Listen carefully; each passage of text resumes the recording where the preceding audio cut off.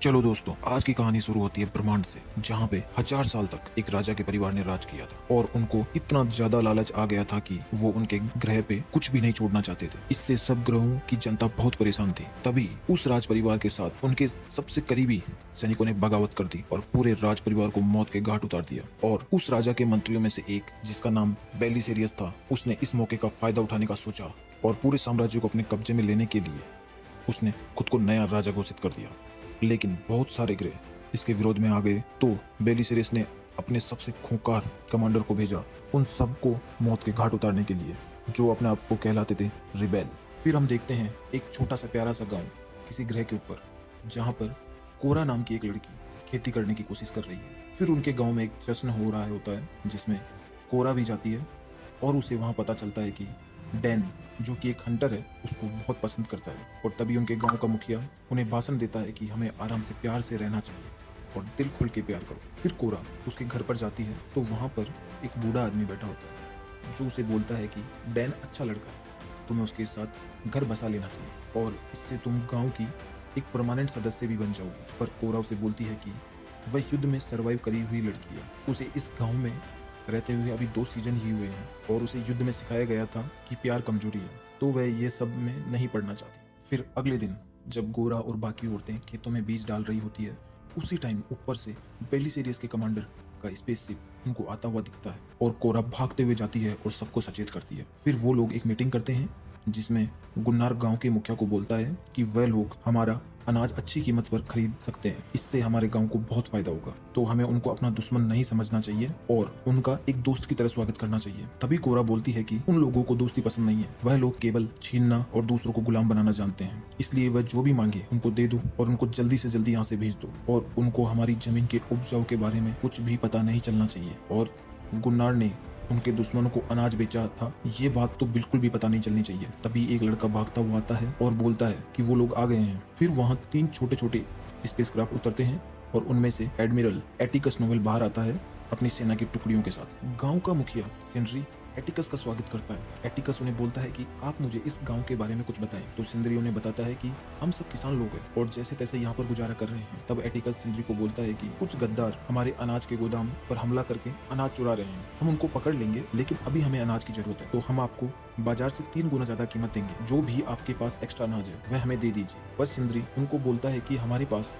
Extra अनाज नहीं है, इतना ही उगा पाते हैं जिससे हमारा गांव का गुजर बसर हो पाता है। फिर एटिकस खेतों की तरफ देखता है और सिंद्री को बोलता है कि मुझे लगता है इसमें तो बहुत अनाज उगता होगा। पर सिंद्री बोलता है कि मिट्टी की क्वालिटी अच्छी नहीं है, इस वजह से अनाज कम ही होता है। फिर एटिकस बाकी गाँव वालों से पूछता है कि यहाँ पर खेती की सबसे ज्यादा नॉलेज किसको है। तभी गुन्नार हाथ खड़ा कर देता है और एटिकस गुन्नार से पूछता है कि मैं इतना गलत कैसे हो सकता हूँ अनाज की पैदावार को लेकर। गुन्नार एटिकस को बोलता है कि हमारे मुखिया सिंद्री केवल इतना चाहते हैं कि हम थोड़ा अनाज स्टोर करके रखें ताकि कभी सूखा पड़ने पर भी हमको परेशानी ना हो, पर हमारे पास स्टोर करने के लिए भी अब जगह नहीं है, इतना अनाज हो रहा है। ये सुनकर एटिकस को गुस्सा आता है और वह सिंड्री और उसकी वाइफ दोनों को मार देता है और गुन्नार से पूछता है कि मुझे अनाज कब तक मिल जाएगा।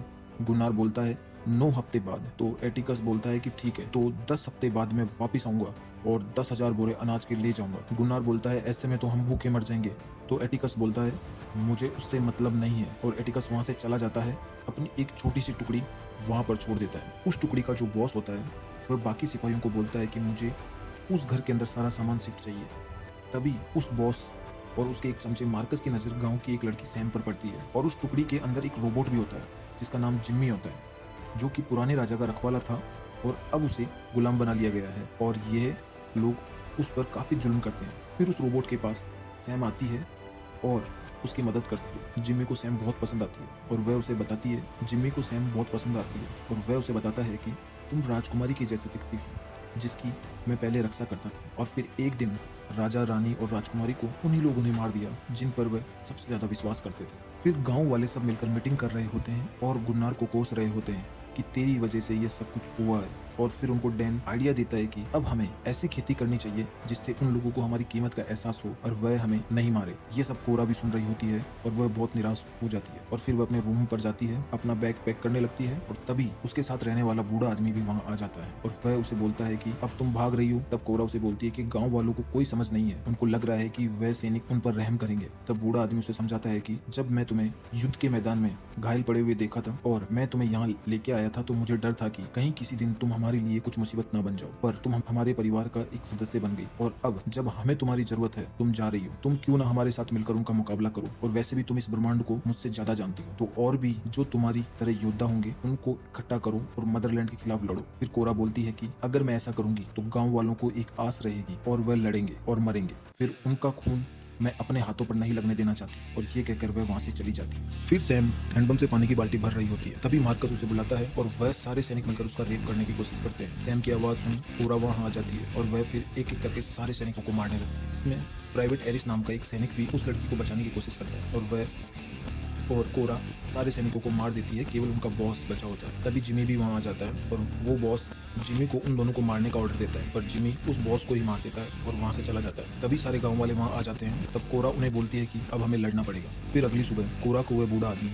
उसकी गन देता है और बोलता है कि ये मुझे तुम्हारे साथ मिली थी जब तुम घायल पड़ी थी और अब तुम क्या करने की सोच रही हो। कोरा बोलती है कि मैं एक जनरल को ढूंढ रही हूँ जिसका नाम टाइटस है और उसने मदरलैंड के खिलाफ काफी जंग लड़ी है। फिर वह गुन्नार को बोलती है कि तुम मुझे उन लोगों के पास ले चलो जिनको तुमने अनाज बेचा था, ताकि वहां से जनरल टाइटस के बारे में कुछ पता चल जाएगा। और वह दोनों सफर पर निकल जाते हैं। फिर उन लोगों को चलते चलते रात हो जाती है तो वह एक जगह पर रुकते हैं। तब गुन्नार कोरा से पूछता है कि तुम पहले एक सिपाही थी क्या। तब कोरा उसे बताती है कि वह 9 साल की थी जब बेलिसेरियस उसकी फौज के साथ उसके ग्रह पे आया था और उसने सब जगह तबाही मचा दी थी। तब वह भी बच के भागने की कोशिश कर रही थी और फिर उसका सामना बेलिसेरियस से होता है। वह उसके पूरे परिवार को मारता है और उसे अपने साथ ले जाता है और फिर 5 साल तक वह एक स्पेसशिप में सोल्जर्स के बीच में ही रहती है और ट्रेनिंग करती है। बेलिसेरियस उसे अपनी बेटी की तरह ट्रेन करता है, पढ़ाता है और एक ऑफिसर बनाता है। और फिर कोरा उनकी तरफ से जंग में लड़ाई लड़ने लगती है। कोरा के परिवार को जिन्होंने मारा था, उसकी धरती को जिन्होंने तबाह किया था, वह अब उनकी तरफ से ही जंग लड़ रही होती है। फिर वह अगले दिन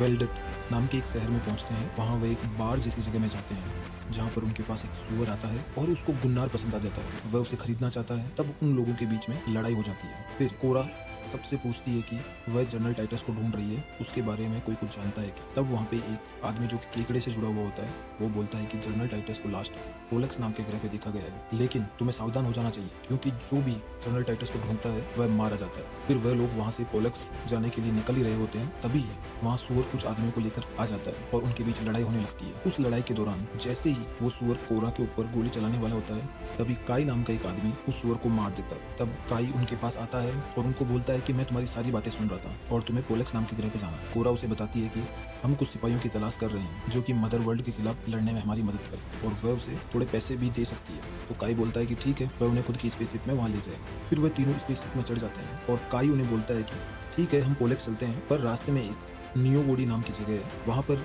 तुम्हें एक आदमी तुम्हारे काम का मिल सकता है। फिर वह एक जगह पहुंचते हैं जहाँ पर हिकमैन नाम के एक आदमी ने तारक नाम के एक आदमी को गुलाम बनाया हुआ होता है। वह लोग तारक को पूछते हैं कि वह उनकी तरफ से मदर वर्ल्ड के खिलाफ लड़ाई लड़ेगा, तो वह उन्हें बताता है कि वह लड़ना चाहता है पर उसे हिकमैन का कर्ज चुकाना है। और जब वो लोग हिकमैन से पूछते हैं तो वो बताता है कि उसका कर्ज 3 लाख दिरहम है जो वह चुका रहा है। तो कोरा उसे बोलती है कि हमारे पास उतना पैसा नहीं है। तो हिकमैन बोलता है ठीक है, तो तुम मुझसे एक शर्त लगाओ, अगर तारक उस ड्रैगन की सवारी कर लेता है तो मैं इसे जाने दूंगा, और अगर ये नहीं कर पाया तो तुम सब लोगों को भी मैं यहाँ पे चेन से बांध कर रखूंगा। तब कोरा तारक से पूछती है, तब वह बोलता है कि वह ये कर लेगा और फिर वह उस ड्रैगन के पास जाता है, उसके सामने झुकता है और उस ड्रैगन को काबू में करने की कोशिश करता है और काफी कोशिशों के बाद वह उस ड्रैगन को काबू में कर लेता है। फिर तारक भी उन लोगों के साथ वहां से निकल जाता है। तब कोरा काय को पूछती है कि ये अच्छा था, तुम कुछ और ऐसे लोगों को जानते हो क्या। तब काय बोलता है कि मेरे पास कुछ आइडिया है। फिर वो लोग डग्गस नाम के एक प्लेनेट पे जाते हैं जहाँ उनकी मुलाकात नेमेसिस नाम की एक औरत से होती है जो कि तलवारबाजी में माहिर होती है और वह भी उनके साथ जुड़ जाती है। फिर वो लोग पोलक्स नाम के एक ग्रह पे पहुंचते हैं जहां उनकी मुलाकात जनरल टाइटस से थी,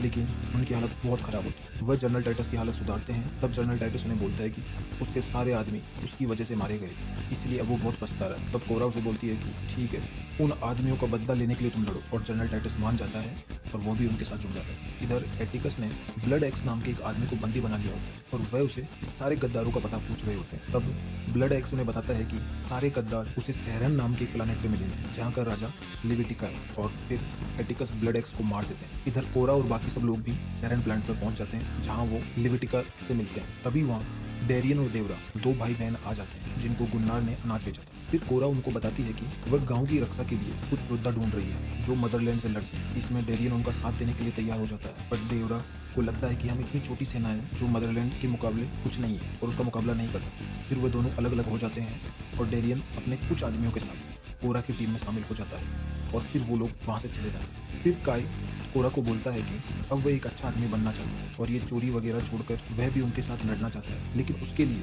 उसे एक लास्ट माल डिलीवर करना है, उसके बाद वह फ्री है। इधर सेरेन प्लानेट पर एटिकस हमला कर देता है और किंग लिविटिका को वो मार देते हैं और पूरे प्लानेट को बर्बाद कर देते हैं। फिर काई कोरा और बाकी लोगों को गोंडीवल नाम के एक प्लानेट पे लाता है जहाँ उसे माल डिलीवर करना था। फिर वहाँ काई जनरल एटिकस के लोगों के साथ मिलकर कोरा और बाकी लोगों को बंदी बना लेता है और काई उन्हें बताता है कि तुम लोगों के सर पर बहुत इनाम है, इसलिए मैंने ये सौदा किया। फिर वहाँ जनरल एटिकस आ जाता है और वह वहाँ आकर उन लोगों को देखकर बहुत खुश होता है और बोलता है कि अब इतिहास में उसकी बहादुरी के किस्से लिखे जाएंगे जब वह इन सब लोगों को राजा के सामने पेश करेगा। और फिर काई गुन्नार को एक गन देता है और कोरा को मारने के लिए बोलता है, पर गुन्नार उस गन का इस्तेमाल काई पर करता है और कोरा को फ्री कर देता है। कोरा लड़ाई लड़ना चालू कर देती है, गुन्नार बाकी लोगों को भी फ्री करता है और फिर वो भी लड़ना चालू कर देते हैं। फिर डेरियन एटिकस के स्पेसशिप के पायलट को जाकर मार देता है और पूरी स्पेसशिप क्रैश होने लगती है और फिर सब कुछ टूट जाता है और एक पिलर पर एटिकस और कोरा की लड़ाई हो रही होती है और कोरा एटिकस को मार देती है। वो लोग एक मजबूत टीम बन के सामने आते हैं और फिर वह सब लोग वापस गांव पहुंच जाते हैं और इधर मदरलैंड की सेना एटिकस को ढूंढ लेती है और उसका इलाज करके उसको वापस जिंदा कर देती है। तो दोस्तों, ये थी कहानी फर्स्ट पार्ट की और अब हम देखेंगे कहानी का दूसरा पार्ट बहुत जल्दी। तो अगर आपको ये कहानी पसंद आई हो तो वीडियो को लाइक करें और चैनल को सब्सक्राइब करिए। Thank you.